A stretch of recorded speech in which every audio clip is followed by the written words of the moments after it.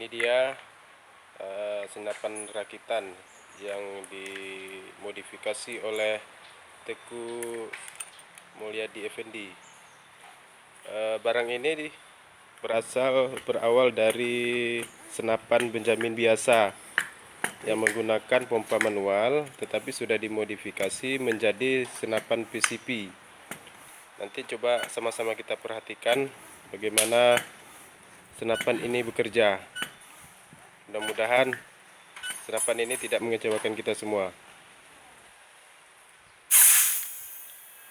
Mungkin Anda pernah melihat di YouTube yang ditayangkan oleh Teguh Muhasibi pada tempo dulu, dan kali ini kita menyaksikan sendiri bagaimana Benjamin biasa menjadi PCP, dan ini sudah di-upgrade, sudah dilegalisasi oleh Ketua Perbakin Aceh Selatan. Ayo kita saksikan bersama satu tembakan yang dihajar oleh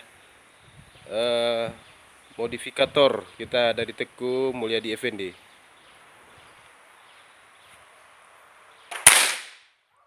Ayo coba kita saksikan berapa FPS yang keluar. Wah, ternyata 1053 FPS. Ini luar biasa sekali. Ya, terima kasih untuk sementara. Nanti akan kami selamat menyaksikan kembali episode berikutnya.